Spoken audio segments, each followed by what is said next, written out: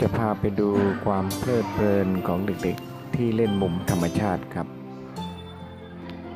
พี่ๆจัดสวนไว้อย่างสวยสดงดงามพอน้องประสองมา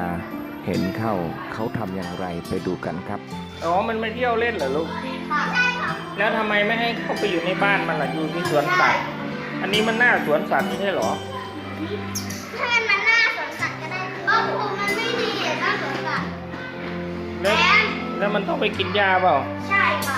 ต้องกินหญ้าอยู่ตรงนี้ก็มากินง่ายๆเดินแป๊บเดียวเองไม่เอาเราจะตามกันไปดูนะครับว่าเขาจะจัดสวนสัตว์มุมธรรมชาติของเขาสำเร็จหรือไม่ครับ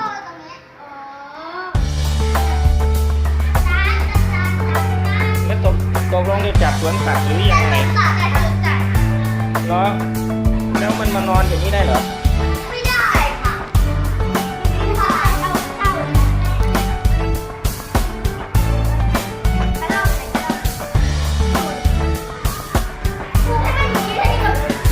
ไหนลองดูก็แล้วแต่หนูสิคะลูกหนูอยากจับพาเข้าคอกยังไงก็นี่มันต้องกินอาหารพาสัตว์เข้าคอกผมต้องอยู่ในนี้นี่นอนกับนอนมันตามมานอนต้องอยู่ในพวกมันที่อยู่ตัวเฮ้ยแล้วก็โลกอ่ะมันไม่ให้อยู่ในพวกมันอ่ะกระรอกมันหนีไปเที่ยวในป่าแล้วดูนี่ค่ะครูน้ำแม่ก็ยังอยู่น้ำอ่ะ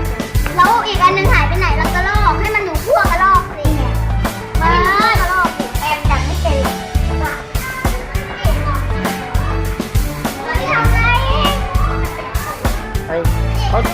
เขาจัดไอ้สวนสัตว์กันลูกนี่แล้ววันนี้จะตั้งยังไงทำนะก็ให้มันแบบอยู่กับเนี้ยเวลามันกินน้ำมันยังไงก็ได้นี่ไงมันกำลังอยากมาให้ภาษาอะไรตะกูนี่ไอ้มันหยุดในป่าช้าเอาสมุดไปเขียนอ๋อเหรอโน้ตไปเขียนเล่นโน้ตก็มาเล่นกับเพื่อนก็ได้ฝากให้มาเล่น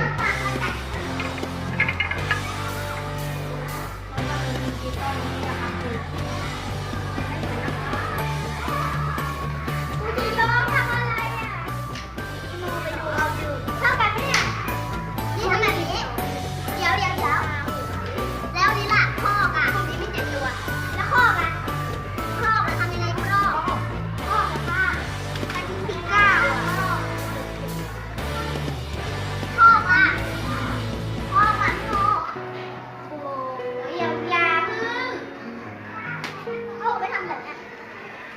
ไปสักทั่วแล้วก็เอาเป็ดไว้จัดนี้กันเลยจะได้เหมือนยินดีต้อนรับเลยยินดีต้อนรับประกบล่ะหยุดจัดก้อนหินเนี่ยสัตว์อยู่ตรงเนี้ยมันตกลงไปในเนี้ยจัดก้อนหินเหรอตกสัตว์มันตกไปเนาะเกี่ยตกทางออกสัตว์อะไรตกอ่ะโอ้เด็กร่างกายใครจะตาย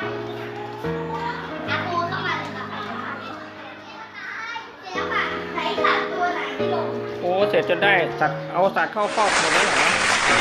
สัตว์เข้านอนแล้วทีนี้ตัวเอาไปเน็ตตัวไปนอนแล้วค่ะเอาไข่ไว้เดี๋ยวแมนมายุ่งเลยครู